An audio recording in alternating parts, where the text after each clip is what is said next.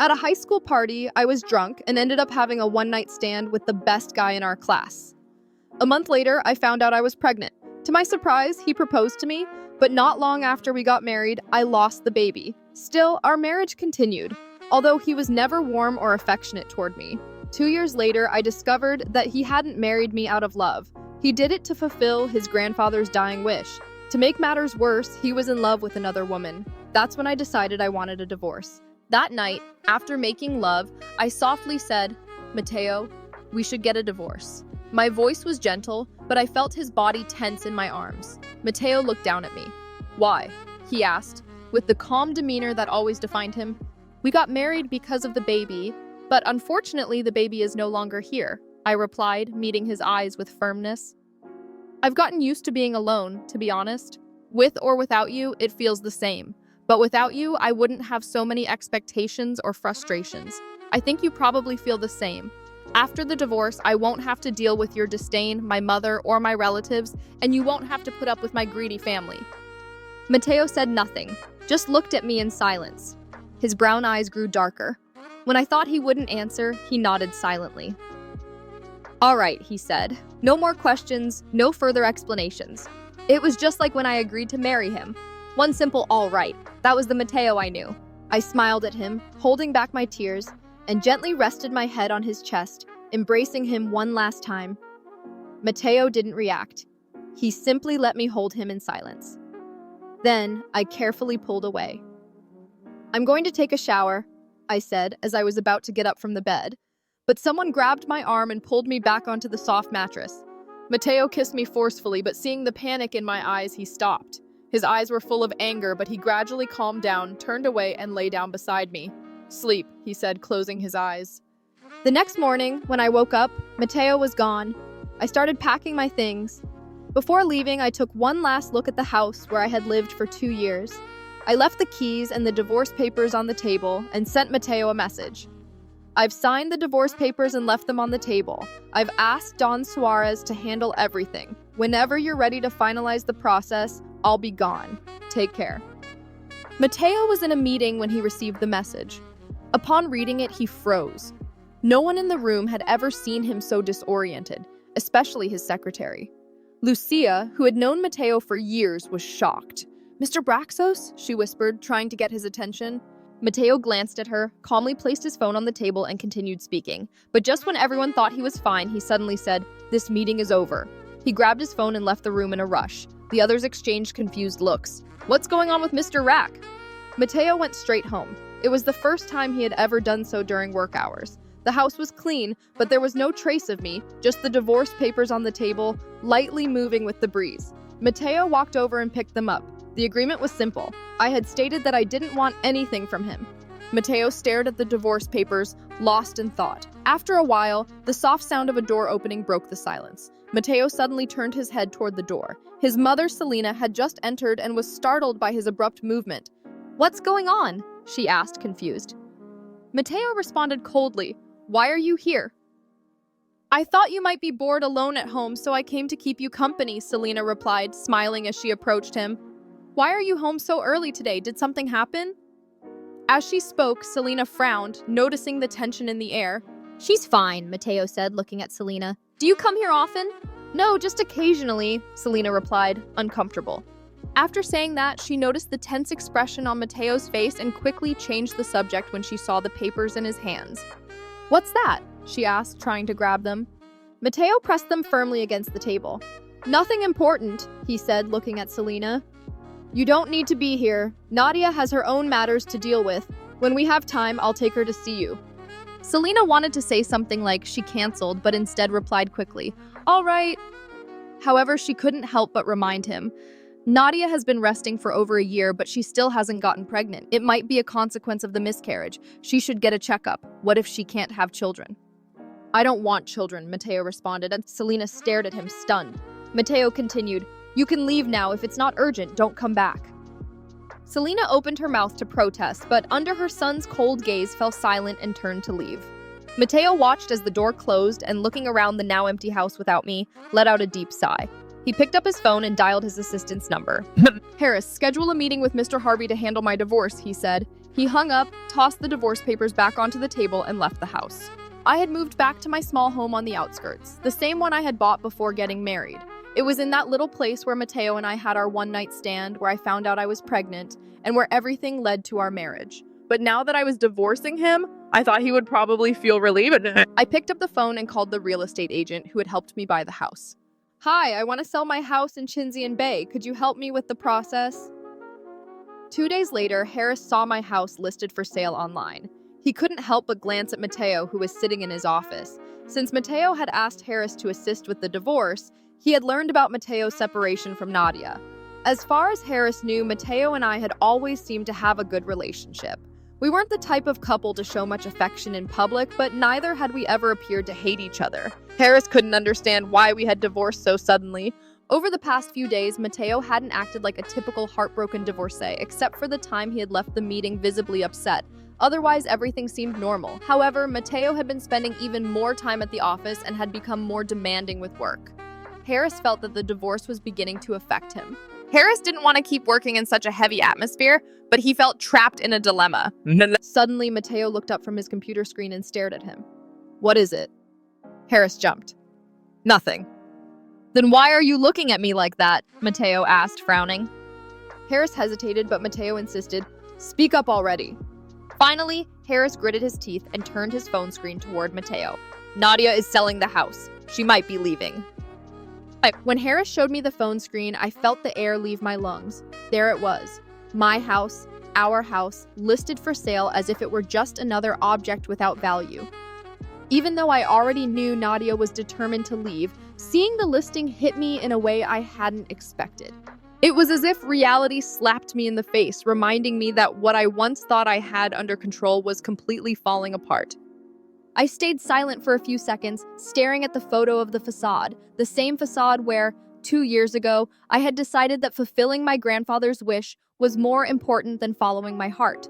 Do you know anything else? I asked Harrison, though my tone probably scared him. He quickly shook his head, but his nervous gaze told me he would have preferred to be anywhere else at that moment. I got up from my desk so abruptly that my chair rolled several feet back. I needed to get out. I needed answers. And more than anything, I needed to confront Nadia.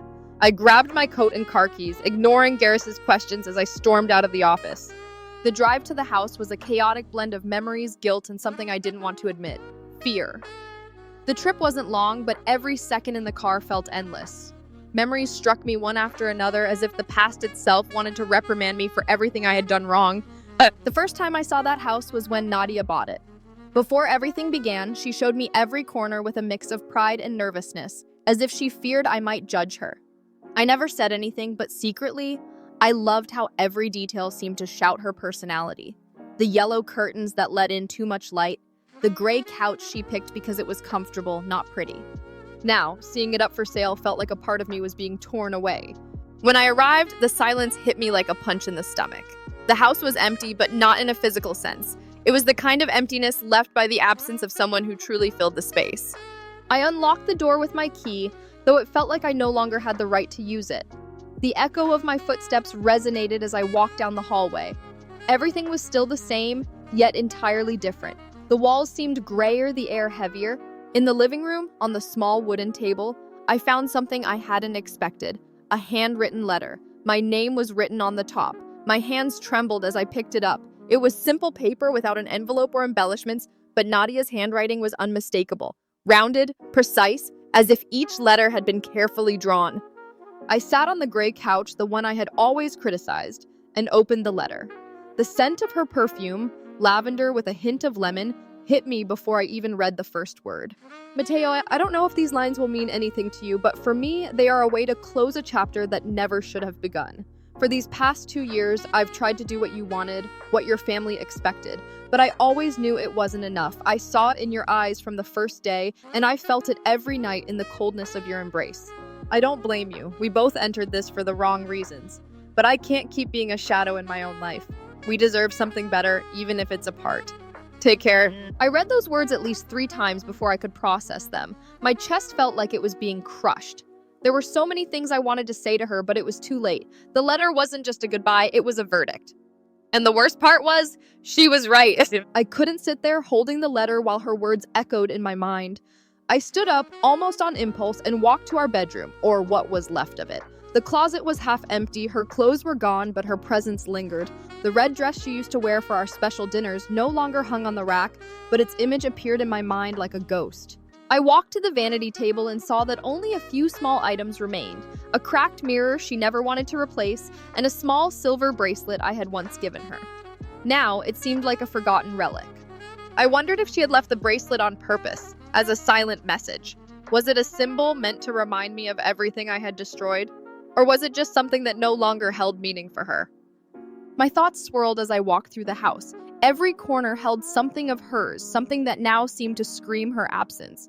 The kitchen still smelled like her favorite coffee, the one she always said gave her a little spark of life in the mornings. But the mug she used to drink from was no longer there. It was as if she had stripped away every trace of herself, leaving only the shadows of what we once shared. I sat at the kitchen table, burying my head in my hands. How did we end up here? There were so many things I could have said, so many decisions that could have been different. But what was the point of thinking about that now? As my fingers drummed against the wood, my gaze drifted to the window. Outside, the small garden that Nadia had tended to so lovingly looked neglected, as if the flowers themselves had decided to wilt in her absence. There was a rose bush, her favorite, that still bloomed stubbornly. She always said roses were resilient, able to survive almost anything. For a moment, I felt like that rose bush was a reflection of her. Strong, persistent, but also full of thorns I had never fully understood. Suddenly, my phone vibrated on the table, breaking the silence like a thunderclap. It was Harrison. I answered without thinking, more out of instinct than a desire to speak. "Mr. Bragg, sorry to bother you, but I just received a notification. Nadia has signed the paperwork to sell the house. It looks like she'll be moving in the next few days." That sentence hit me like a bucket of cold water. Moving? Where? Before I could process what Harrison was saying, I interrupted him. "Do you know where she's going?" I asked, my voice harsher than I intended. "No, sir, but I can find out if you'd like." I stayed silent, caught between anger, frustration, and a pang of fear. What if she really was leaving for good? I hung up on Harrison without responding. The lump in my throat grew, and no matter how hard I tried to swallow it, it wouldn't go away. I stood abruptly, the chair scraping loudly against the floor, and left the house. I needed air, though even the wind seemed to remind me of her. I walked to the car but didn't start it. My hands gripped the steering wheel, and my mind couldn't stop imagining her somewhere far away, maybe starting over without me. How could I have let it get this far? I thought about looking for her, about stopping her, but with what right? Nadia hadn't given me any signals in a long time. I had convinced myself that everything was fine, that we could keep going like this forever. The sound of a message interrupted my thoughts. It was a notification from social media, something I rarely checked. But this time, I opened it almost without thinking. Nadia had updated her status. "Second chances are for the brave." I stared at the screen, frozen. Was that what she was doing? Seeking a second chance far from everything we had built? Or rather, pretended to build? I felt small, insignificant. She was brave, she always had been, even when I reduced her to a secondary role in my life. And now she was there, in front of me, fighting for something better. While all I knew how to do was run or hide behind my excuses, I started the car without any clear destination, only knowing I needed to move, to do something, anything, to shake off this feeling of helplessness. I drove aimlessly, down streets that seemed endless, until, without realizing it, I arrived at the park where Nadia and I had our first official date. Even though our marriage had been born out of circumstances, there were genuine moments between us. Instants when she looked at me with a mix of hope and something deeper that I never knew how to reciprocate. The park was nearly empty, except for a couple of kids playing on the swings and an older couple sitting on a bench. I got out of the car and walked to our favorite spot, a worn wooden bench beneath an old oak tree. I sat down, letting the cold breeze sting my face. Closing my eyes for a moment, everything came back. Her soft laughter, the scent of her perfume, and the way she used to intertwine her fingers with mine when she thought no one was looking. I opened my eyes abruptly, unable to endure the memories any longer. As I sat on that bench, the weight of the memories pressing down on me like a slab of stone, I noticed something strange. A forgotten book with a worn cover rested in the corner of the seat. I picked it up out of pure curiosity, turning it over in my hands. It was a book of poems, one Nadia used to read when she wanted to escape the chaos of our life together. I opened it at random, and there it was, a poem underlined with her unmistakable handwriting. It spoke of lost love, of the strength to move forward when everything seemed to be falling apart. The words hit me like a punch to the chest. I couldn't help but wonder if the universe was trying to send me a message, though I wasn't sure what it was. Was it a sign to let her go, or a nudge to try to win her back? I sat there with the book in my hands, feeling more vulnerable than I had in years. For the first time in ages, I allowed myself to cry. The tears fell silently, as if they had been waiting for this moment to be released. It was a mix of pain, regret, and above all, a devastating certainty. I had lost her not because of circumstances, but because of my own decisions. When I finally stood up from the bench, I carried a new weight, but also a clarity I hadn't had before. I returned to the car with the book in my hands, unable to leave it behind. As I drove back, the city lights flickered like a reminder that the world kept turning, no matter what was going on in my head. I decided to do something I had avoided for far too long: face my feelings and let Nadia know the truth, even if it was too late. I arrived at her new home just before dusk. The for sale sign was gone, and a moving van parked in the driveway indicated she was unpacking. I stayed in the car for a few minutes, trying to gather the courage to knock on the door. Finally, I stepped out, clutching the book tightly to my chest. When Nadia opened the door, her expression shifted from surprise to confusion. Her hair was tied back and she wore a simple shirt, but her eyes, those eyes I had ignored so many times, looked at me with a mixture of weariness and curiosity. "Mateo," she said softly, her voice tinged with disbelief. I didn't blame her. I didn't entirely know why I was there myself. I held the book out to her without saying a word. She took it, studying it carefully, then looked back at me. "I found it at the park," I finally said, my throat tight. "I thought maybe it belonged to you." Nadia opened the book, and when she saw the underlined poem, her expression changed. There was something in her eyes, as if those verses had touched a wound that hadn't healed. "It was mine," she admitted in a near whisper. "I left it there on purpose. I didn't think anyone would find it, much less you." Her confession left me speechless. She had left the book as a symbolic farewell, as if trying to close a chapter I hadn't even realized was still open. The idea that even her smallest gestures carried so much meaning hit me hard. "Why did you leave it?" I asked, though I was afraid of the answer. Nadia sighed and stepped aside to let me in. She closed the door behind me, and for a moment there was only silence. Then she spoke with the calm she always had when she was certain of something. "Because I needed to let it all go. Mateo, let you go. Let go of what we were or pretended to be. That book was with me through the hardest moments, but I didn't want to carry it anymore. I don't want to carry you anymore." Her words were like knives, each one cutting a little deeper. But I couldn't blame her. She was right, and I knew it. I moved into the small living room where unopened boxes were stacked in the corners.